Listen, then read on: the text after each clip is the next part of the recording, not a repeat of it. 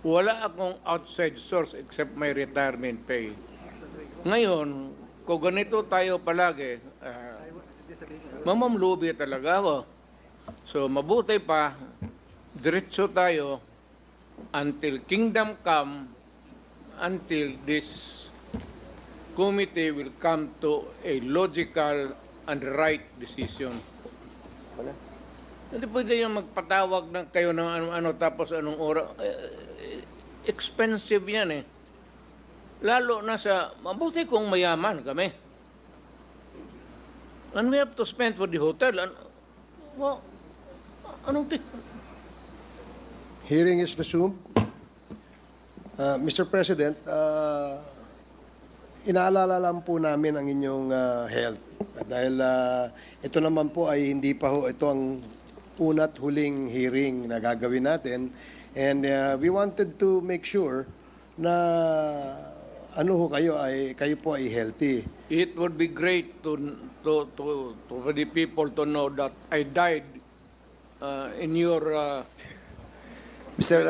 President, in deference also with the request of the Vice President, concern lang po siya sa kalusugan po ninyo. And that's the reason why the chairman decided to let you go. Vice President lang naman, di ba siya presidente? Hintay siya kung presidente siya, maniwala tayo. So are you okay? And can we proceed, Mr. President? Until kingdom come. Okay, thank you, Mr. President. Okay. Now, the parliamentary status is that before we went on break, Congressman Jill Bungalon has asked a question to the lawyers who are present and our resource persons as well. Now, you can continue, Congressman Bungalon? Thank you, Mr. Chair. I'm already, let's end with the discussion of the jurisdiction. I just would like to ask some questions to one of the resource persons, former Senator Antonio Trillanes. Regarding po ito dun sa nabanggit ni Congressman Bong Tebes kanina, na may na-file daw ho kayong kaso laban kay former President Rodrigo Roa Duterte, including his son, Congressman Pulong Duterte, and his son-in-law, Mans Carpio, and other respondents. Mr. Chair, gusto ko lang po malaman kung ano yung kaso na i-file po ni former Senator Trillanes. Mr. Chairman, ang na-file ko na case laban kay Duterte ay tatlong plunder cases. Yung una, tungkol doon sa mga ghost employees at mga confidential funds niya sa Davao. Tapos pangalawa, yung frigate scam na 16 billion na kung saan ang binigay nila ng mga equipment ay yung mga segunda klase, whereas doon sa kontrata mga primera klase yung nakalagay. Tapos pangatlo, yung 6.6 billion pesos na infrastructure projects na binigay ni Duterte at ni Bongo doon sa tatay at kapatid ni Bongo, starting nung mayor siya until nagpresidente siya. Then, may final din ako na illegal drug smuggling case laban kay Pulong Duterte, kay Mans Carpio, kay Charlie Tan, Nicanor Faildon, Allen Capuyan, at iba pa. Ito yung tungkol sa 6.4 billion peso shabu na hinayaan lang nung presidenteng galit daw sa illegal na droga, pero ang mga kinasuhan lang yung mga maliliit na players at na-spare yung mga drug lords. Mr. Chair, pwede ho ba malaman kay former Senator Trillanes kung saan nyo po i-final yung mga kasong ito? Final ko po sa DOJ itong illegal drug trading case. Yun pong unang plunder case na ito nga, which included the illegal ill-gotten wealth of Duterte, sa ano po 'yon, sa ombudsman. Then yung dalawang plunder ay nandoon din po sa DOJ na file. Apo. Mr. Chair, I am more particular on the case that you just have recently filed, Yes. the 6.4 million shabu, and that was filed before the Department of Justice, correct? Opo, yes, Mr. And Chairman. may we know, Mr. Chair, what is the status of this case pending before the DOJ? Ngayon po, nasa case build-up stage siya. Pero ano po ito, no? Open and shut case ito dahil yung ibang involved dito na akusado ay actually na-convict. So they will just be using the same set of evidence.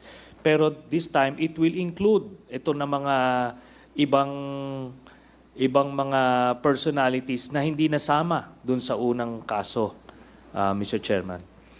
And aside from Mr. Chair, Congressman... may I interrupt? If this is an open and shut case, why is there a build-up until now? Dahil Nagmamakawa ako sa Diyos na i-file na. Dispense with the investigation, file the case in court. darating po tayo dyan, Mr. Chairman. Hindi Pero ito po, no, buti nga yung anak niya na drug lord at saka yung ano niya, son-in-law That ay would be, ano, I take exception to that statement, Mr. Chair. Please, It is not fair and it's my opinion. mischievous. It's my statement. opinion.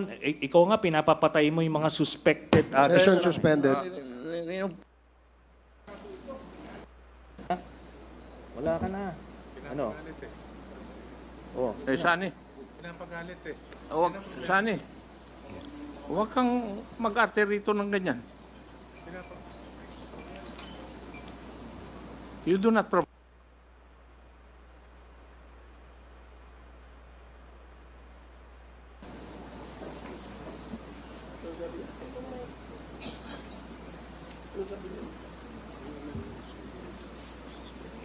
Please avoid calling names.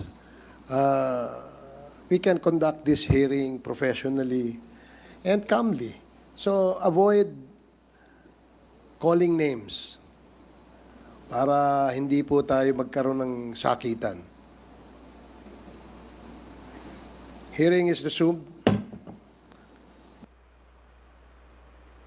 Congressman Bongalon.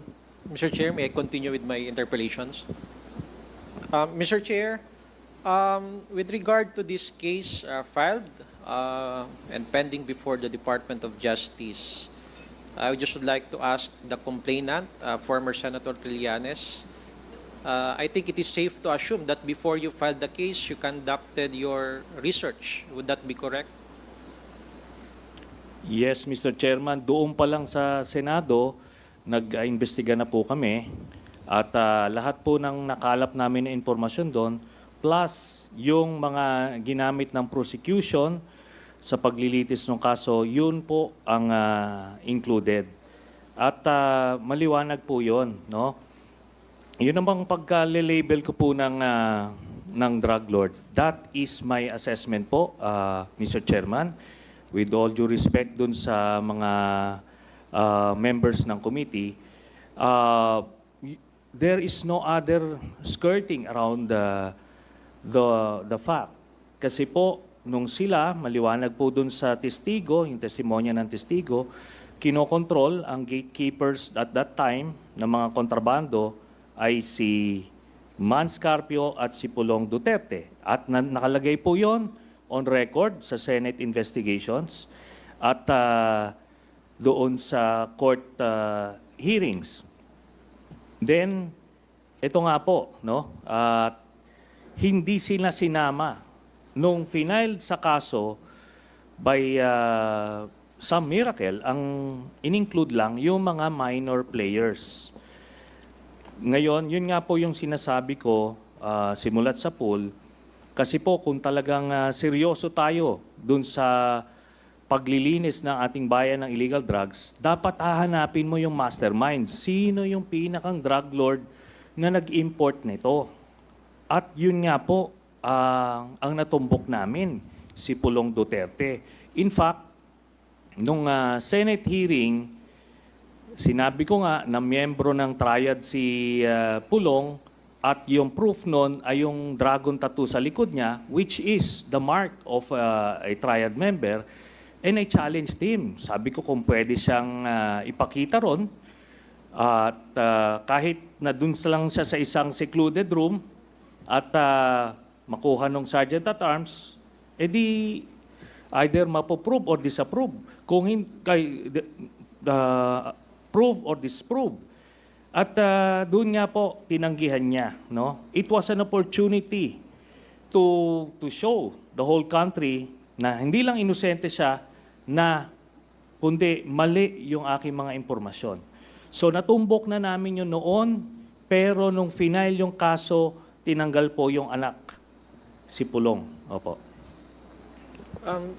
To continue, Mr. Chair. You have last 2 minutes, Congressman Bungalon. Yes, thank you, Mr. Chair. I'll just wrap up my questions. To continue, you conducted that Senate investigation in 2017. And what was the outcome of that investigation? Yun nga po, no? Dahil na whitewash po nung mga panahon na yon, kasi yung chairman ng committee noon ay kaalyado nito ni Duterte, kaya wala pong nahantungan.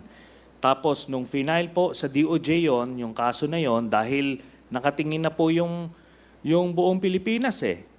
At nakuha talaga yung 6.4 billion shabu, so kailangan po may mananagot. Pero ang mga nanagot ay yung mga nasa ibaba lang. Ni nga pangalan lang nung drug lord na nasa likod nung importation na yon, ni hindi po minimension nung mga PIDEA or nito ni Duterte para lang pakita, no, kung sino yung nasa likod nun. Kaso he was not interested precisely because kagrupo niya. Isa na doon yung anak niya. Yun po yun. Mr. Chair, a while ago you mentioned the name of Michael Yang. Yes. Is he a respondent to this case? Doon po yan sa Jimmy Guban case. Dalawa po kasi, no, yung 11 billion na yung shabu shipment na yon. Ang sabi ni Jimmy Guban, base doon sa testimonya niya dito, doon po involved si Michael Yang, Pulong again, and Manscarpio.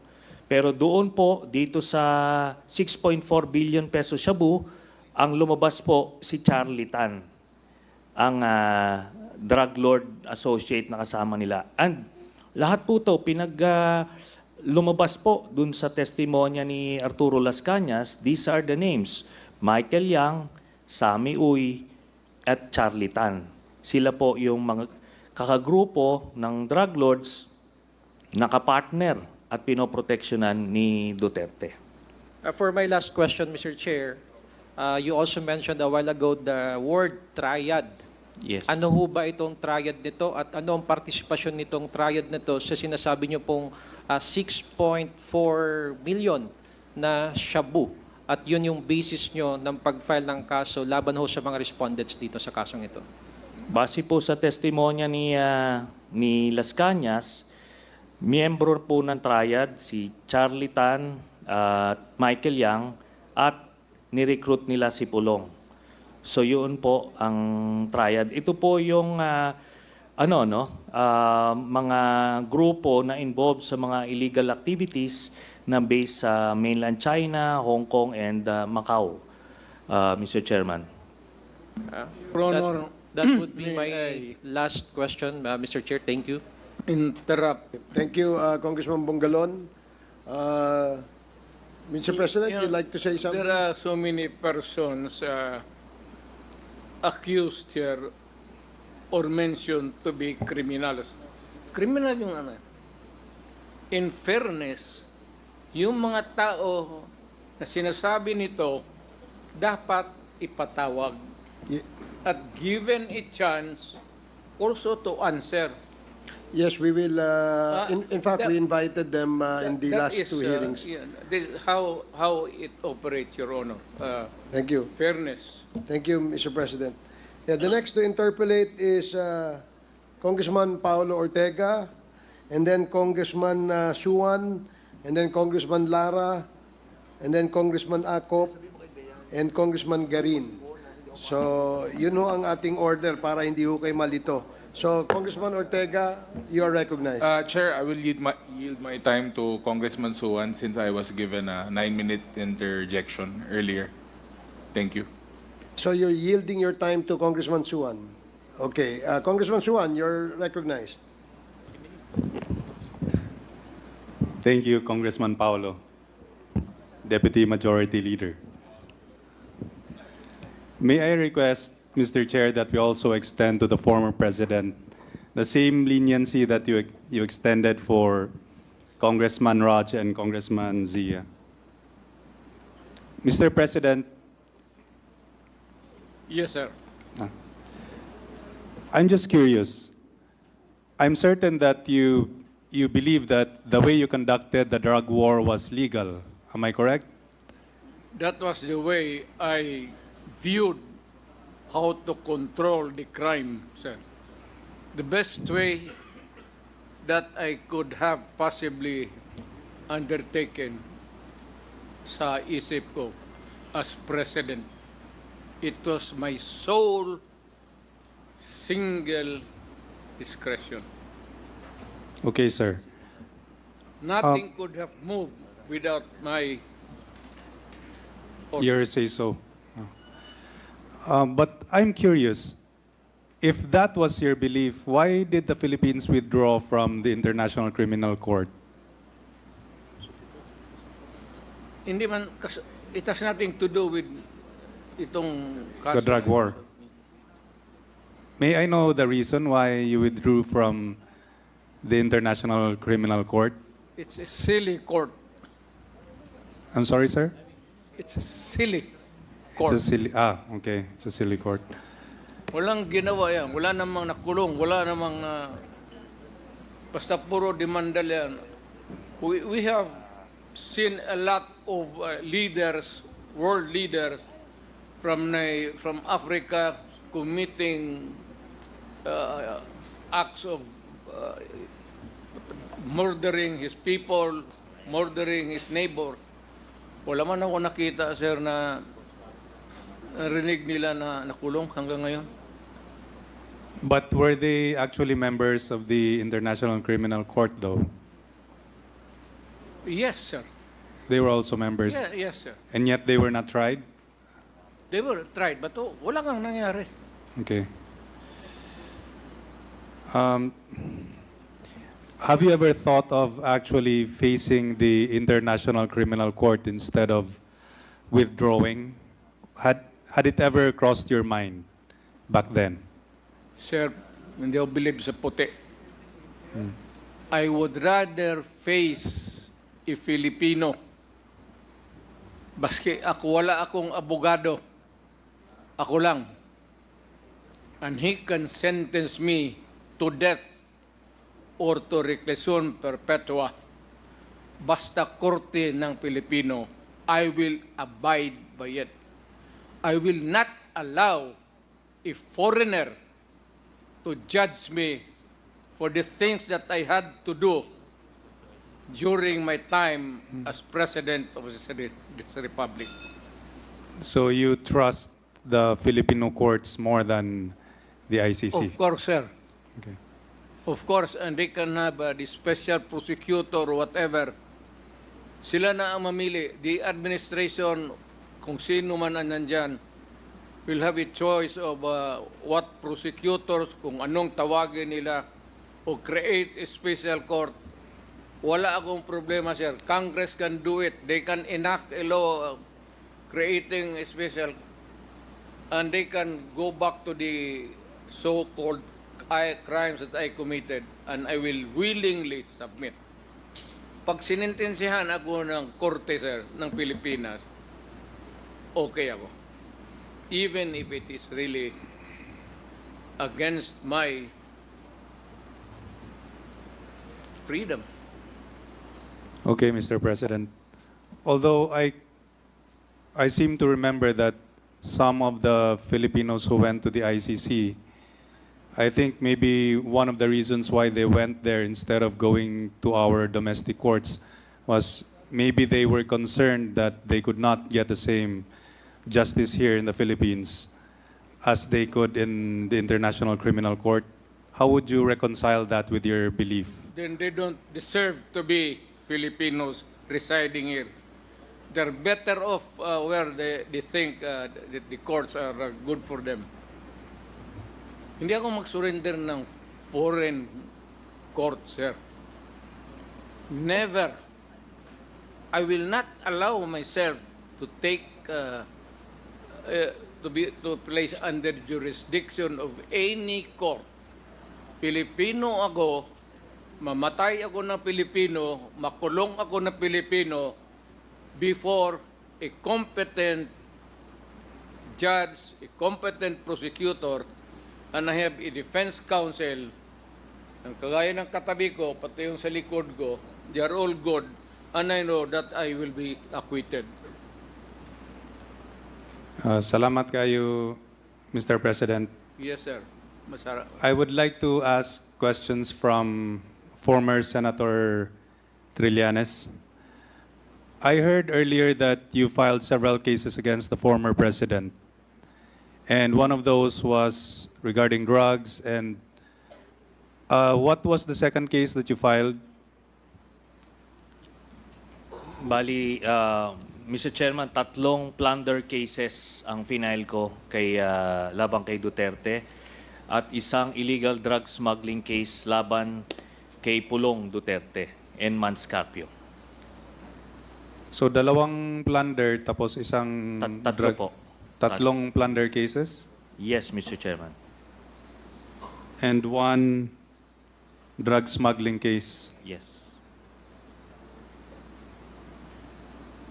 So you filed 4 separate cases against the Duterte family. Yes, Mr. Chairman. What was the earliest case that you filed? Yung una po, yung 2016 na final ko.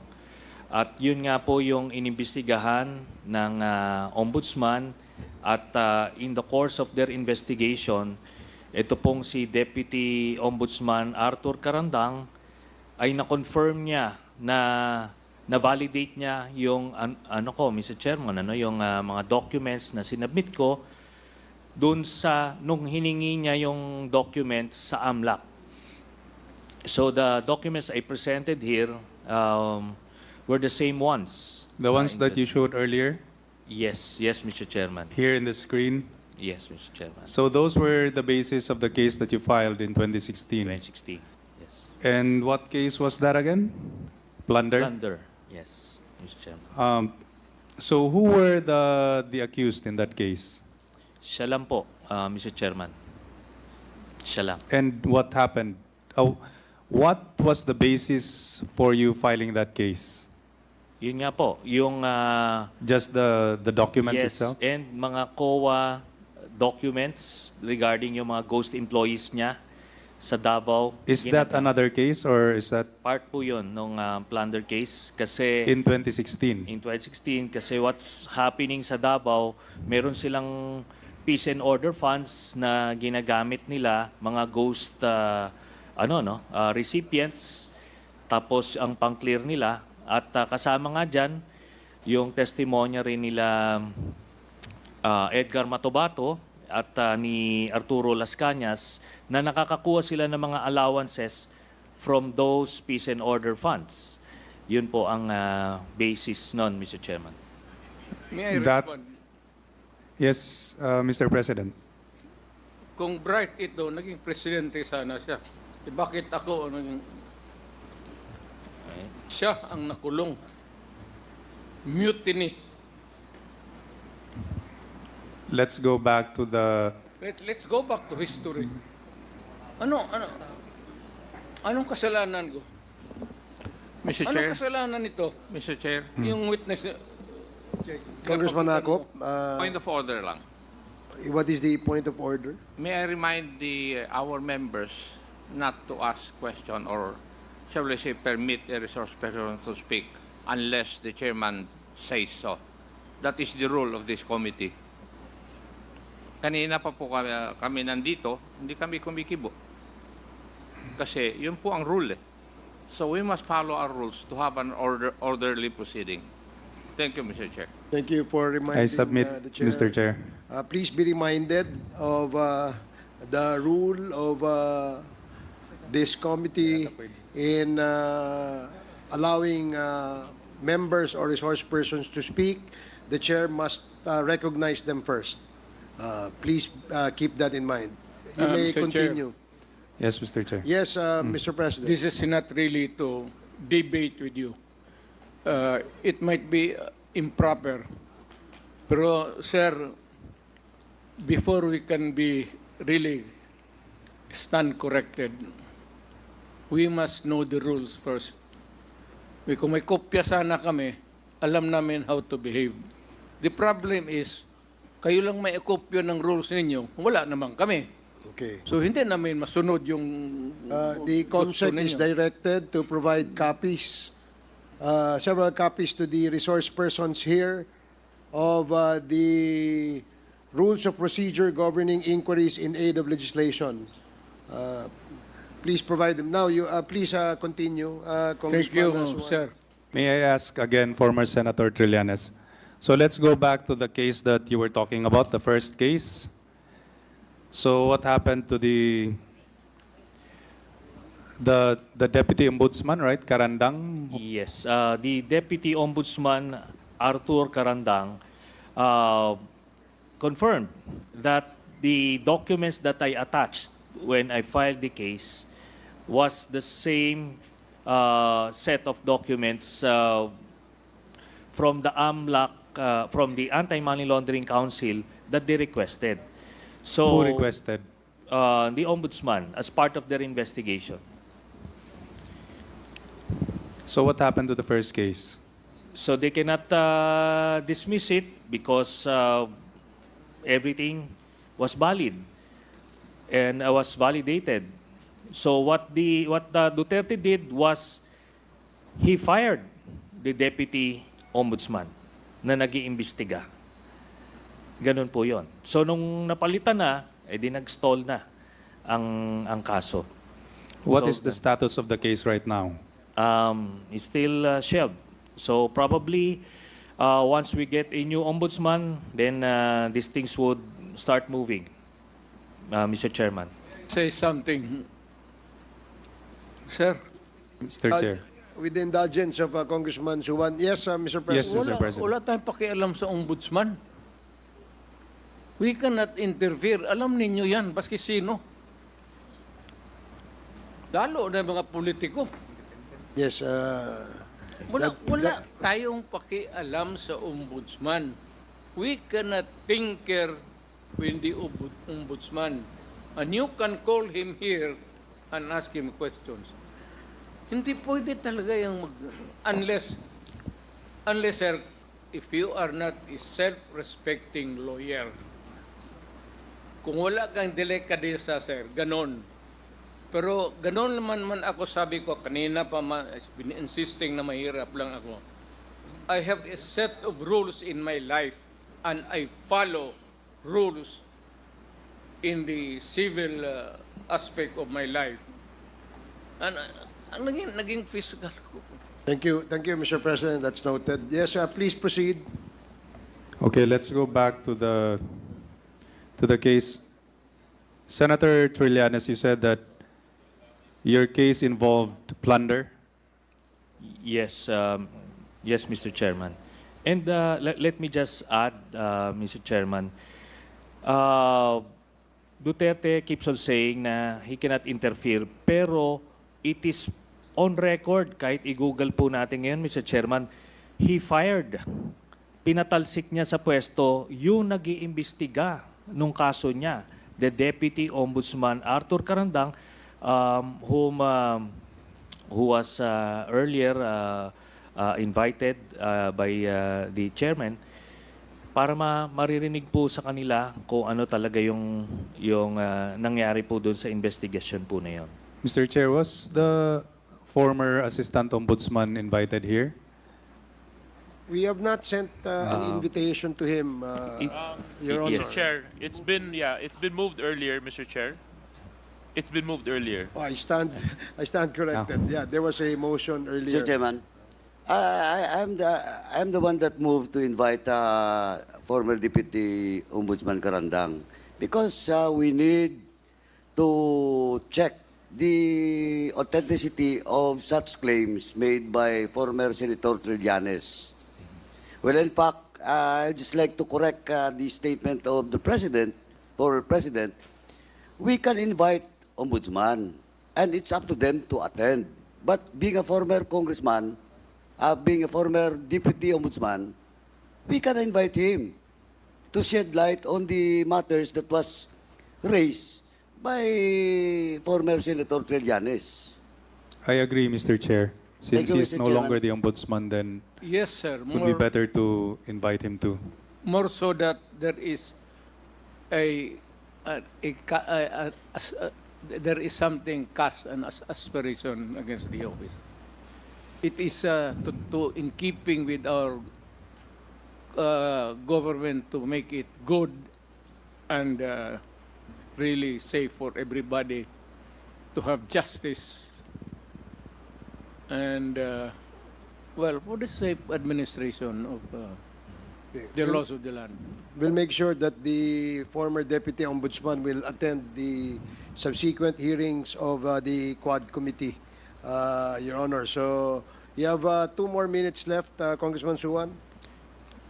Senator, the crime of plunder is quite serious, and I think there is a minimum amount of, there is a threshold before plunder can be alleged.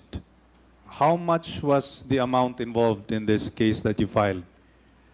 Doon po sa first case, 728 million, thereabouts, yung involved.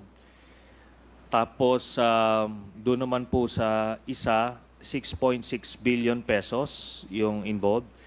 At ito po Is kasi... this the drug case? No, the infrastructure projects na inaward ni Duterte doon sa tatay at kapatid ni Bongo when he was still the special assistant to the president. So, yan po, maliwanag po kasi first degree of consanguinity, sila yung nakikinabang nung mga pondo na yon. Then the third one is yung 16 billion peso frigate scam. At nalugi po doon yung Can you tell us more about this? Yes. So, yung case po na yon, yung sa frigate scam, nagkaroon po ng kontrata na bibili ang Pilipinas ng worth 16 billion or something from a Korean company. So, nagkaroon po ng kontrata. Tapos doon po sa kontrata, iba't ibang brand ng equipment ang nakalagay. Ito yung mga primera klase na brand ang nire-request ng... What do you mean by primera klase? Yung pinakang high-end or what's this? First First hand, not second hand? No. Ano po, Mr. Chairman? First class. Yung pinakamaganda. Pinakamagandang klaseng equipment na ginagamit din ng ibang mga Navy. At yun po ang nasa kontrata. Tapos nung napirmahan na yung kontrata, nung nag-assume na ang Duterte administration, ay suddenly pinalitan nila ng mga mahihinang klaseng brand yung mga equipment. At in short, parang ang analogy po doon, Mr. Chairman, parang kang bumili ng Mercedes-Benz, pero yung makina ay pang owner na jeep, parang ganon. So, ganon po ang diniliber. Kaya malaki po ang kinita ng kontraktor at nilabi po yon nito ni Duterte at ni Bongo to the point na nung ino-oppose ito ng flag officer in command ni Admiral Mercado, dahil nilalaban niya yung kailangan ng Navy, tinanggal po siya unceremoniously nito ni Duterte. Who was removed? Si Admiral Mercado, Mr. Chairman. Na ginagawa lang naman yung tama at nilalaban kung ano yung nasa kontrata.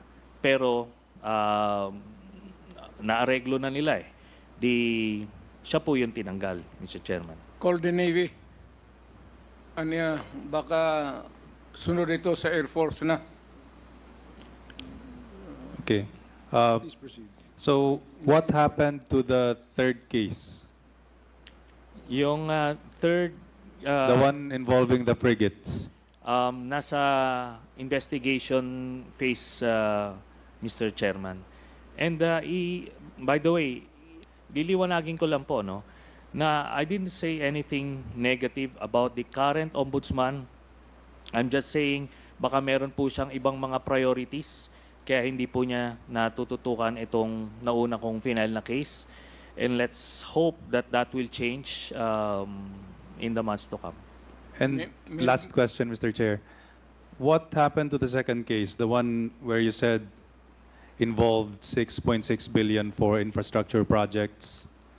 Final ko po yan sa DOJ. As far as I know, ano rin po, nasa investigation and case build-up phase. Pero yan po, lahat ng dokumentong pinasa ko dyan ay mga COA and DPWH contracts at documents. So, yan naman po, itong tatay at kapatid ni Bongo na wala pong AAA license, ang ginagawa po nila, ang modus nila, nagpa-partnership sila, kunyari, doon sa isang may AAA contract. Tapos, pero ang lahat ng nakapirma, even yung mga nagkiklaim ng checks, ay yung tatay at kapatid ni Bongo. At maliwanag po yon na sila po ang nag-benefit beyond the threshold na 50 million, Mr. Chairman. Okay. May I just manifest, Mr. Chair, that I don't think that the Ombudsman is sitting on his duties. Correct. Anyway, that's Okay, thank you. the last of my questions. Thank you. Thank you, Congressman Suwan. Call the attention of the Chairman. Ombudsman. Mr. Chairman. We will invite the former deputy ombudsman. And charge them for negligence or delay, whatever. They have to make answerable. Everybody in this government we will should be study that, made to Mr. answer President. We will study for that. any And if we, negligence, delay, or for willful. Mr. Chairman. we will study that, Mr. Mr. President. Chairman. Yes, Congressman Paduano.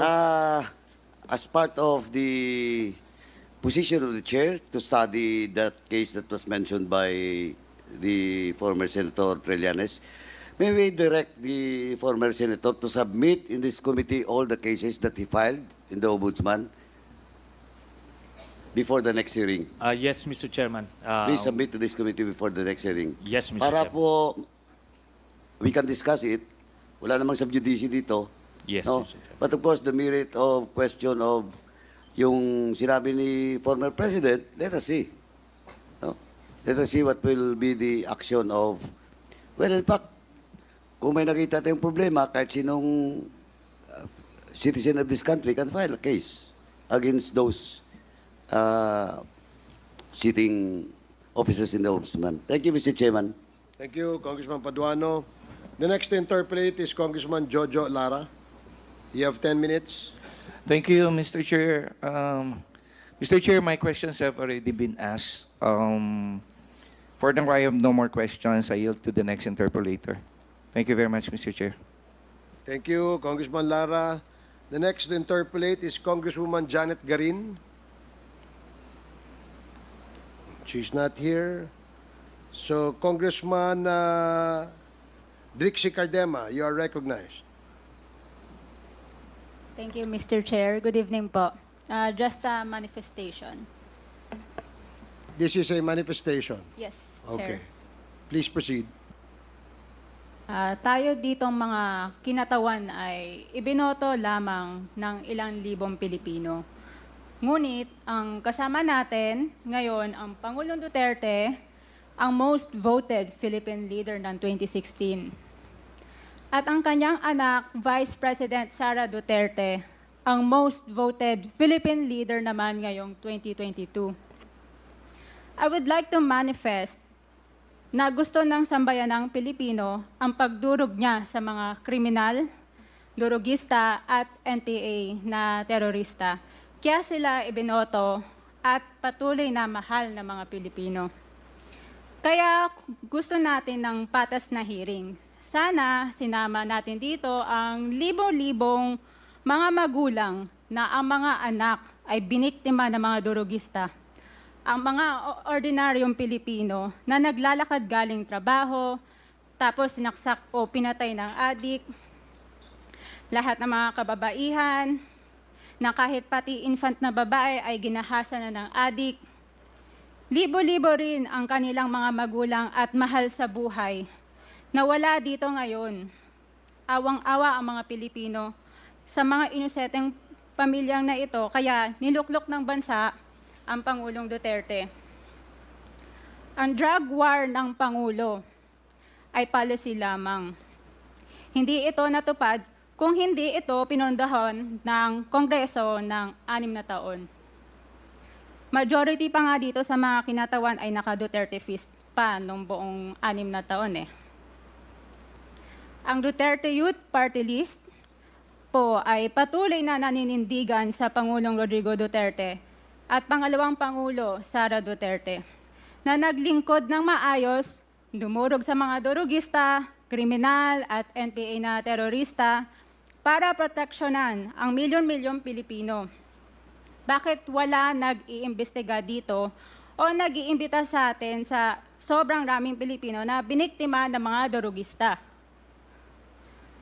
And lastly, sa mga kongresista na kaalyado ng mga NPA, mahaya naman tayo sa topic ng pagpatay dahil kayo mismo, hindi kayo nagsasalita sa pagpatay ng NPA sa mga pulis, sundalo at mamayang Pilipino.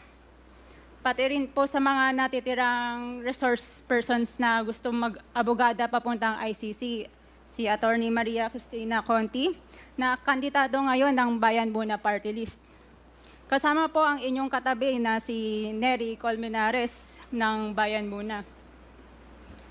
Sa NPA, nire-recruit ang mga kabataan para pabagsakin ang gobyerno at pumatay ng mga pulis, sundalo at tropa ng gobyerno.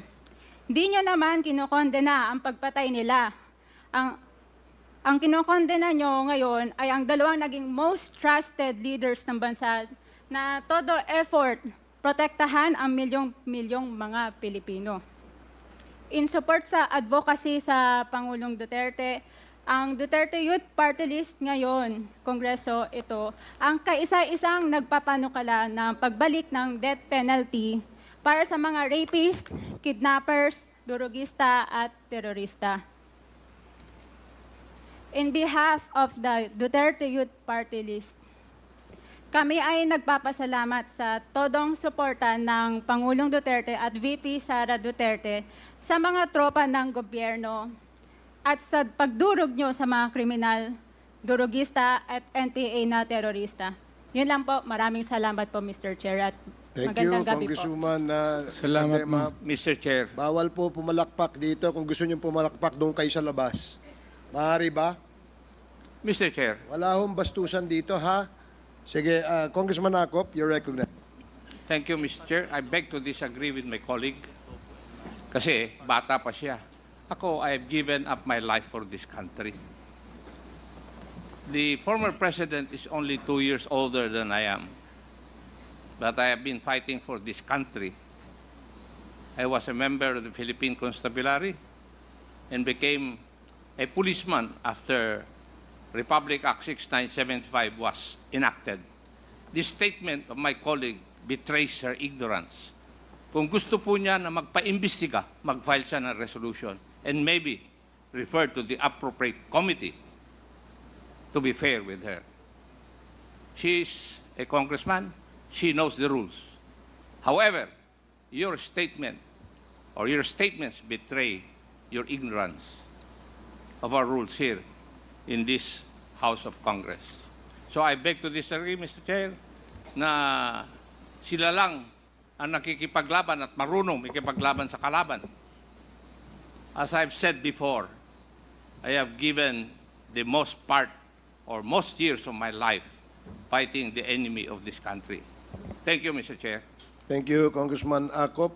Yes, let me emphasize na wala pong may monopolya ng pagmamahal sa bayan dito. Pare-parehas po tayo rito.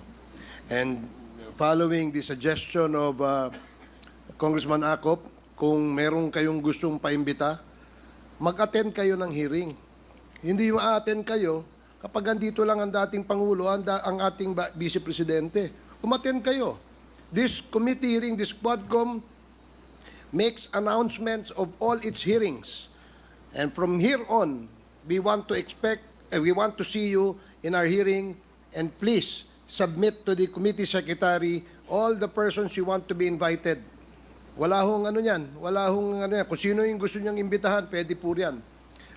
Gusto ko lamang pong liwanagin na wala hong may monopolya sa pagmamahal sa bayan dito. Hindi kayo, hindi kami.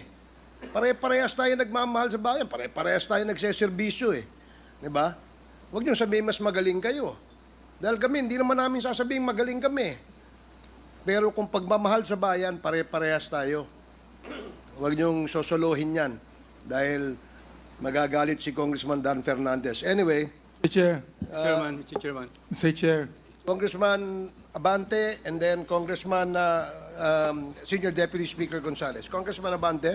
Katulad din po ni Congressman Romy Acop, gusto ko ring sabihin ang ilan sa aking talambuhay.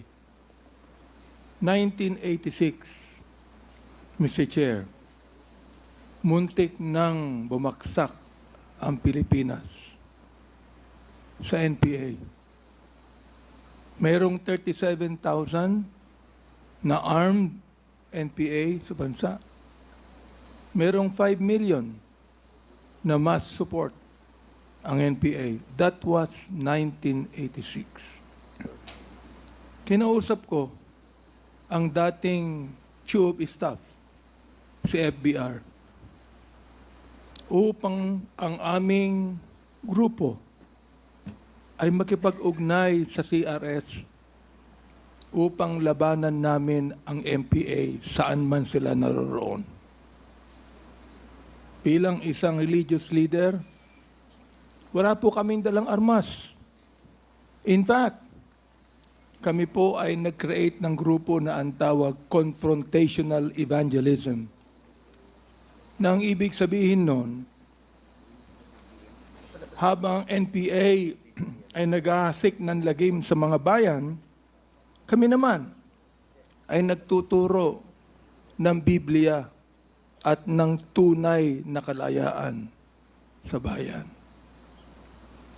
Ako din po ang isa sa mga nag-suggest kay FBR nung araw na magtayo ng isang civilian force na magiging kasama ng armed forces. Naging pangulo po sa FBR. Kasama po ako doon. Naging konsyal ako ng Maynila. Andiyan po si Atty. Bebot Bello. Alam po niya na magkasama kami sa lakas nung araw. So tama po ang sinabi ni Congressman Acop, ni Congressman Ace Barbers, na lahat po tayo nagmamahal sa bayan. Kaya nga, Mr. Chair, gusto kong itanong sana dito kay Senator Trillanes if he is working for the ICC. Are you working for the ICC, Mr. Chair? Hindi po, You are not. hindi po, Mr. Chairman. But you are connected with the ICC. Opo, by virtue of being the first to So, Mr. to file. Chair, Yes. this man who used to be a part of the armed forces, that should be a patriot in this country, has been conniving with the ICC in this country. Now, we would like to have a balance here. Hindi po yung unfair tayo o bias tayo. Balance lang tayo dito. Hindi natin dito inaakusahan ang sinumang personalidad. Issues. Kaya nga sinasabi ko sa ating former president, hindi ko maintindihan kung bakit kinakailangan pumatay tayo ng 30,000 people sa war on drugs. Naniniwala po ako sa war on drugs, Mr. President. Suportado ko na ayaw natin ang bansang Pilipinas mahulog sa kuko ng mga drug pushers and drug lords. Ang nakakapagtaka lang, Mr. Chair, kung bakit kakaunti lang ang napapatay ng mga drug lords at drug traffickers at libo-libo ang napapatay ng mga drug pushers at daan-daan ang napapatay ng mga drug users. Huwag natin pag-usapan dito ang ideolohiya. Pag-usapan po natin dito kung paano natin pagagandahin ang bansang Pilipinas. Yan po ang pag-usapan natin dito, Mr. Chair. Maraming salamat po. Thank you, Congressman Abante. Mr. Next, Chair, our senior Mr. deputy. Chair, would like to manifest. Yeah, but before Okay. I recognize you, I will recognize Senior Deputy Speaker Dong Thank you, Gonzales. Mr. Chair. Thank you, Mr. Chairman. My dear colleagues and the former President, our Vice President, for the information of our colleague, Congresswoman Ordenas, ang tanong po, bakit nandito po tayo ngayon? Because I'm the one who stood up in the floor last August 5, for your information, na calling for a joint investigation for the pressing issues of extrajudicial killings, illegal drugs, and illegal activities linked to Philippine offshore gaming operators. There are a lot of House resolutions. I filed also a House resolution number 1346 directing the inquiry in my own town in Mexico, Pampanga, and you know all of that doon po nakita yung worth 3.6 billion pesos na 560 kilos of shabu. And that is in my district, and that is in my province, and that is our town in Mexico. And nakita po din natin yung 3.8 billion worth na intercepted sa Subic Port na inotor po ni Congressman Jeffrey Conghun. Sinabi ko po lahat ito, there are a lot of House resolutions and we have consolidated. That's why this Quadcom form na dumaan po sa tamang proseso, dumaan po sa Committee on Rules, and I think this is the first time in the history of Congress since 1907. This is the first time na nagkaroon po tayo ng Quadcom Committee. So wala po itong personalan, wala po itong politika, ma'am. Hindi po kami kay former President, wala po yun, ma'am. At sa ating Vice President, do not monopolize the love of country. Mahal po natin lahat ang bansang Pilipinas. Kami po, dito, nakatayo kami. We are staying here up to 2:30 in the morning. We are inviting all resource persons to dig it out what is true. Kung sino po, hindi naman ibig sabihin, in-invite ka rito, akusado ka na. Hindi po. There are a lot of witnesses going to the office of our chairpersons of these various committees to testify, to tell the truth, at kami naman po, hindi naman po basta-basta, kinukuha natin yung mga witnesses. So I repeat, Mr. Chairman, thank you again for the opportunity. And I would like to enlighten our co-members, the members of this 19th Congress, please attend this Quadcom hearing. Totoo po yun. Hindi lang po andito ang ating former President ngayon. Nandito kayo. Hindi lang po nandito si Vice President Sara ngayon. Nandito kayo. Hindi po ganyan. Kahit sino po dapat wala tayong pinipili. This is the love of country. Maraming salamat po, Mr. Chairman. Thank you, Congressman Gonzales. Next, Congresswoman Castro. Thank you, Mr. Chair. Palabas na sana ako, pauwi na talaga sana ako. Kaya lang narinig ko yung manifestation ng ating kagalang-galang na colleague, Representative Cardema. Alam niyo po, Mr. Chair, paulit-ulit yan yung manifestation na yan. 3 beses ko na yung narinig na paulit-ulit. Laban sa mga NPA, laban sa mga progresibong grupo, laban sa mga party list ng mga progresibong kagaya namin. At yung mga tinutukoy niya siguro ay kami yun, no? At talagang nakikita naman natin, ano ba talaga yung intensyon, no, ng mga ganitong manifestation.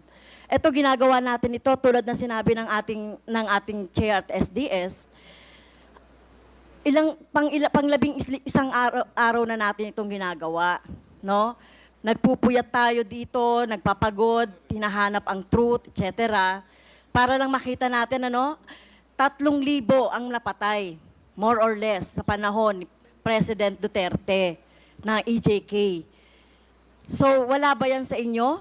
Karamihan dyan, mga kabataan na walang kamalay-malay na naging biktima, Mr. Chair, ng ng mga karumal-dumal na mga pagpatay sa panahon ni President Duterte.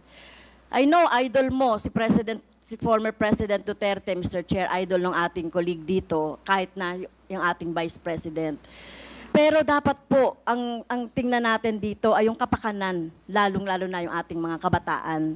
No, kaya po at isa pa po, Mr. Chair, hindi natin pinapayagan sa ating committee yung pag-disrespeto sa ating mga resource person. Narinig ko rin na binabanggit yung mga pangalan ng ating mga resource person na nandito. So dapat po, igalang natin yung rules kung gusto nating makatulong at gusto nating magtrabaho dito sa Kongreso. Kasi ito naman talaga yung sinumpaan natin, ito naman talaga yung mandate sa atin, ay tumulong na lang kayo, no? Tumulong na lang kayo. At hindi yung ganito, tama yun, maghain tayo ng resolusyon para kung gusto nating may ma-resolve na problema, like yung problema halimbawa ng patuloy na armadong pakikibaka, bakit ba merong mga armed struggle? Nilulutas natin yan hindi sa madugong paraan, hindi sa militarisasyon.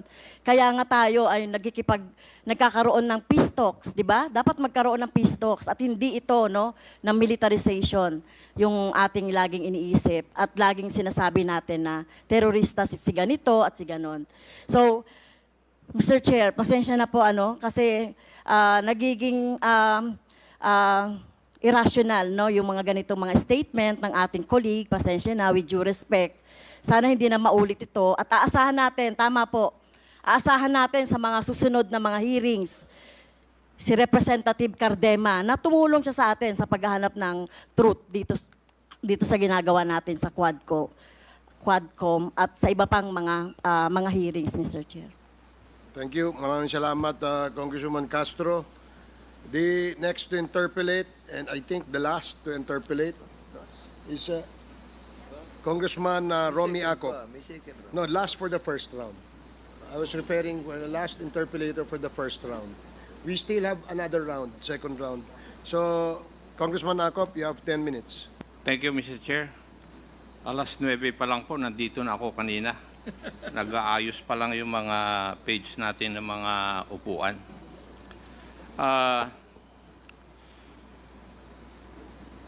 Mr. President, please allow me to ask questions to you. And I hope they would not be considered as stupid questions dahil ayaw nyo po na matanong kayo ng stupid Biro lang yun, sir. questions. Hindi naman ako. Part of it. Thank you. Araw-araw na, may mouth. Marami pong salamat, Mr. President. Clarification lang po. A while ago, kayo po ay natanong tungkol dun sa mga prinisinta ni Senator Trillanes na mga bank accounts. And you said you would sign a waiver. Mr. Chair, with all due respect, Mr. Chair, can you please, can I move for 1 minute suspension? 1 minute suspension. Sergeant at Arms. What is the commotion? Bakit? Patawag natin siya, I think, Mr. Chair, it's better that we What happened? transfer some of... Ano nangyari? You wish me to explain? Nang dumaan lang ako, Mr. Chair, sabi niya, di ba bayan muna ka? O so ano ngayon? Speak louder, speak louder, speak louder. Nang dumadaan ako, Mr. Chair, ang sabi ni Mr. Cardema, di ba bayan muna ka? Tumatakbo ka sa eleksyon. So sabi ko, marami namang congressman dito tumatakbo sa eleksyon. Bakit kami ang minimension mo? Okay, sige po. So yun Maraming na naman salamat po po. ang ano ko. Maraming salamat. Thank you, Mr. Mr. Chair, Cardema. Mr. Chair, I would advise our guests here, please not to provoke anybody, especially the guests here, if I may humbly request, para hindi ho tayo tumagal pa. Thank you, Congressman Adjong. Mr. Chairman, Mr. Chairman, Yes, may I ask Congressman Paduano. former Congressman Eric Colmenares as a resource person to go back in the meeting room? No, I think he's going to Unless- the comfort room. Unless nasa ano siya, sa comfort room. Yeah, he's going to the comfort room. So please be reminded, Mr. Cardema, ito reminder lamang po. Dito sa committee ito, hindi nyo po pwedeng itaunt,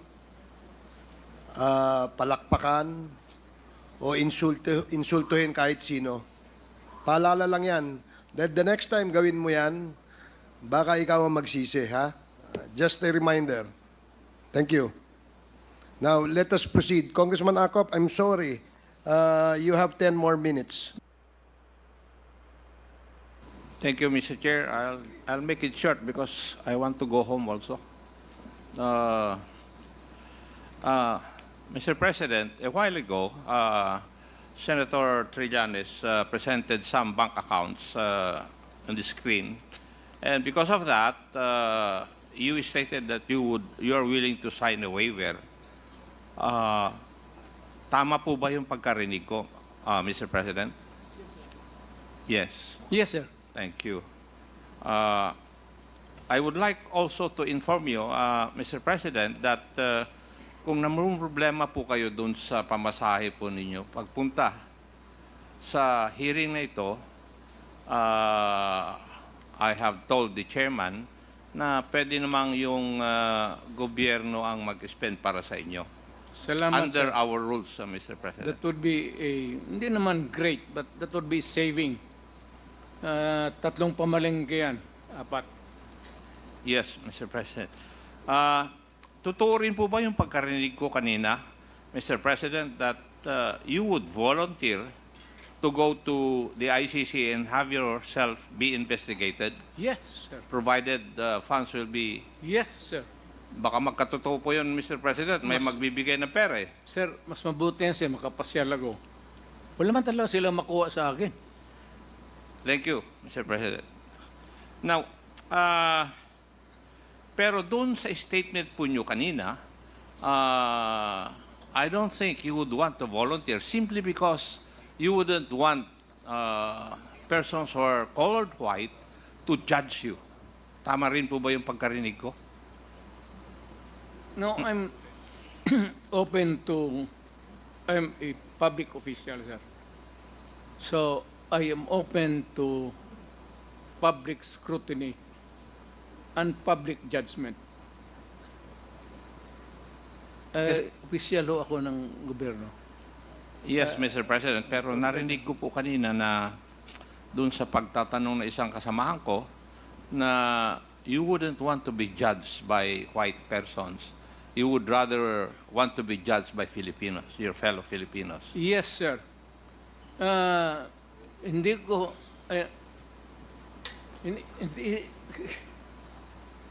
when it comes to the dispensation of justice, hindi ko... I do not have the respect and the whatever sa mga puti. They have always looked upon us as inferior ever since. That has not changed over time, many years. I would rather that I be heard I be prosecuted by a Filipino, heard by a judge, sentenced, then I can appeal, then if it is affirmed, then I can go to the Supreme Court, and the Supreme Court says that I go to jail, wala namang death penalty ngayon, I would willingly go to prison. Sir, basta Pilipino lang. Huwag lang foreigner. Ayaw ko yung puti, sir. May sentimento ako sa kanila. Maraming salamat po. Would you agree with me, Mr. President, na lahat po ng sasabihin nyo tungkol sa isang issue, isang bagay, it becomes a policy statement of the country when you were the President? Yes, sir. Yes, and therefore, when you stated things about the war on drugs, don't you think it had encouraged our police force to be so aggressive in implementing the war against illegal drugs? Sir, ang police natin, sir, hindi naman yan pinupulot sa daan. They are recruited and they undergo 2 years.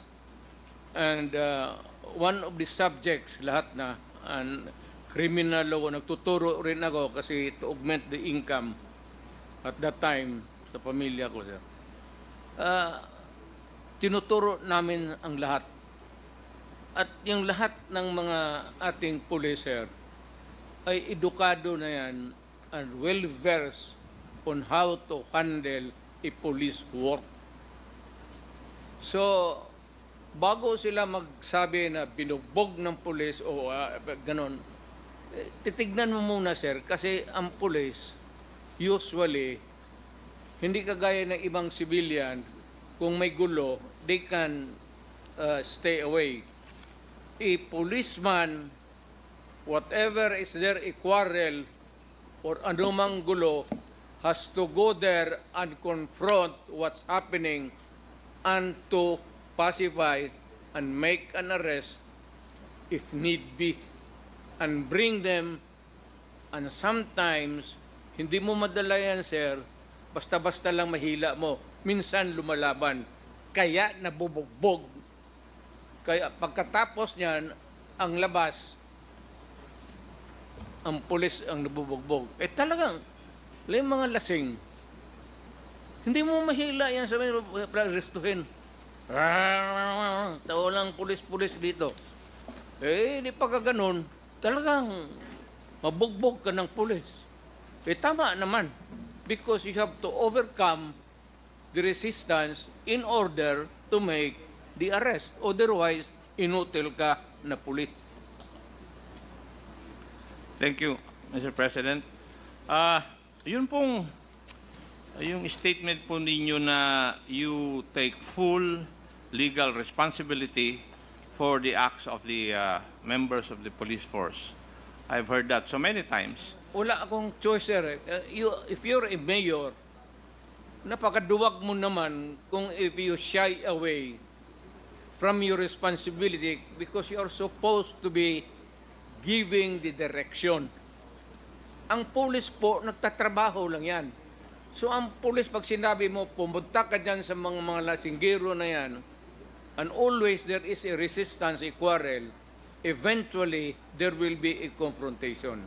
At hindi natin maiwasan, sir, ang kaso. Kaya ako naawa, kasi alam mo noon, sir, pag ang pulis napailan ng kaso, on that day, wala nang sweldo. Suspended na ang sweldo. Pati yung mga anak.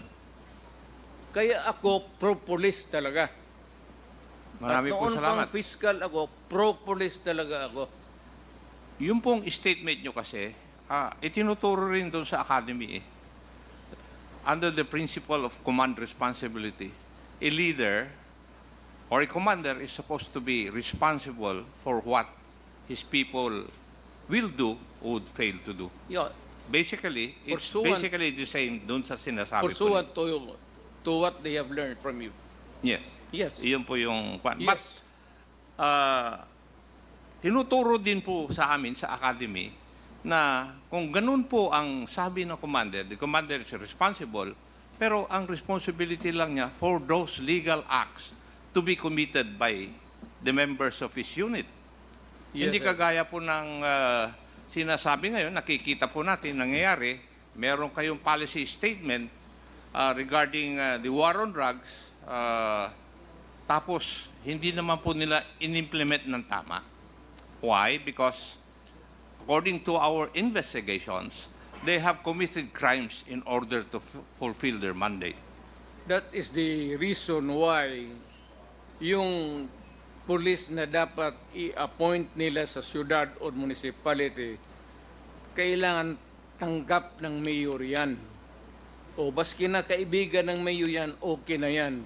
Because there will be a smooth, orderly administration of law and order. Pagka nagka-bikil yan dalawa, sir, mahirap masyado. Lalo na kung ang chief of police gusto rin magpa-salida, if I may use my, for lack of, yan ang minsan nagkakagulo. That's why there's always a friction. That's why magbuti yung batas na ang mayor talaga ang mamili. Why? Because the mayor is the elected leader of the community, not the police chief. So, hanggang guidance lang. Ngayon, kung illegal yung, maraming yan, sir, illegal, maraming kung ano-anong mga sugal, then I can always report to the provincial commander. And kung hindi na talaga niya makaya, sabihin nila na, sir, i-relieve mo na lang ako, but he can make a report, copy furnish, lahat, including the president. Importante yan, sir, kung may complaint ka, the office of the president ang copy furnish. Ako noon, pagka kailangan may office of the president talaga yan. Kasi pag nakita ko yan, lahat binabasa ko sa gabi. Pag nakita ko yung then that night, tinatawagan ko kung sinong secretary in. So, let's make it clear, Mr. President. You take full responsibility for the acts of your police force, but you are not responsible for their individual acts which would constitute a crime. Sir, bago ito sila na pulis, nag-aral ito ng academy ng 2 years. Of what purpose would have been or it would be kung walang natutunan ito sa basic criminal law, criminal procedure? Ako doon sa amin, ako ang natuturo mismo . And not because of the money now, but because I want to share my knowledge with the police so that we can have a better police force. Noon, sir, gidaginot ko yan. Ano ang daginot sa Tagalog? Unfortunately, Mr. Kasi President. kailangan ko ng pera. Unfortunately, Mr. President, some did not learn maybe from your teachings. That's why. We have the terms kalawags. Opo. Money, sir. Basta dyan sa police nagkalitsi-litsi, it's always money. Or, dalawa yan, sir. May pangalawang asawa yung mga gago o may sugalan dyan. Pero whichever, yung first na dalawang asawa, hindi masyado ko ang magdikdik niyan kaya marami tayong may kasalanan ng ganun. Maybe the chairman can explain to us what that means to a layman's term. Marami pong salamat, Mr. President. May I ask Attorney Conti, when would you consider a person a criminal? Your Honor, under the rules, a criminal would have to be convicted of a crime. Prior to that, it would just be someone who is either accused, if already indicted in court, or charged, if only complained of before the prosecutor. Did I get you right, Madam Attorney? na ikaw ay magiging criminal kung ikaw ay na-charge and you have been convicted with final judgment? Ganun po ba yan? Could be, Your Honor, but pwede din po sigurong sabihin na criminal na kung kahit yung initial na conviction lang po muna. Kasi, kumbaga, may conviction ka na from a court. Balik ta rin ko po, kapag sa fiscal, charged, or respondent, kung tatawagin, kapag nakarating sa korte, accused, and then pag na-convicted, criminal. So, even if you have been convicted sa, for example, regional trial court, nag-appeal siya hanggang sa Korte Suprema, he's already considered a criminal under the eyes of the law? Yes, Your Honor, because there is a conviction. Of course, you can contest that. Pwede nyo pong sabihin na, under appeal pa rin naman. But the conviction stands. It could be just that hindi siya nagsiserve ng sentence. Mr. President, would you agree with that definition? Yes, sir, because there has to be a conviction. Hindi mahirap yung sabihin mo na basta i-demanda mo lang. Especially yung sa nagtatrabaho lang, sir. Yung mga minor offenses, lumalabas yan sa blatter ng pulis. Tapos lumalabas yan sa database nila. Yung mga pobre naman na pag-apply nila for trabaho, lalabas yan eh. No matter na, hindi kailangan conviction, basta may police record, automatically, it is a negative. Between a choice na walang violation, ito may violation, pagka doon may police record, kawawa talaga, sir. So, thank you, Mr. President.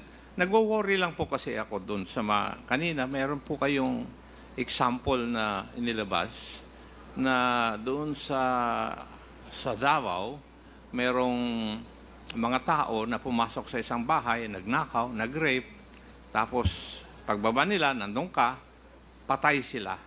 Yun po yung sabi niyo kanina. Did I get you right, Mr. President? It's not that easy to kill a person. I know. Sinasabi ko yan, sir, yung mga kidnapping with hindi sinasauli, pinapatay na lang. Yung mayor ako, hard talaga ako dyan. So, talagang hard as hard. Yung rape mo, patayin mo. Sinasabi po niyo ba sa amin ngayon, Mr. President, na you discarded the presumption of innocence of each and every individual? Yun po ba ang gusto niyong sabihin sa amin ngayon? I am not ready to answer or to give you an accurate answer on that, sir. Depende na yan sa konsensya ko. Pati yung sa mga pulis na kaharap ko. Kasi alam naman ng mga pulis doon na pag sinungaling sila or hihilain nila yung inosenteng tao, alam ng pulis nila, bugbugin ko talaga sila. Nagbubugbog talaga ako ng pulis sa Davao, sir. Pagka-abusado na pulis, talagang pag inabutan kita sa istasyon, sigurado yan. So, kaya disiplinado ang pulis ko. Would it also mean, Mr. President, that if sometimes you have discarded the presumption of innocence, then you would also have discarded sometimes the principle of due process? Would that be correct? Due process, yes, maybe. Pero yung sabi, innocent, sir. Huwag nandyan yung babae. Alam mo karamihan dyan, minsan. Usually, nandyan yung babae. Magsumbong dyan sa opisina ko. May pasa dito, may bugol dito, black eye dito. So bakit? Binugbog ako.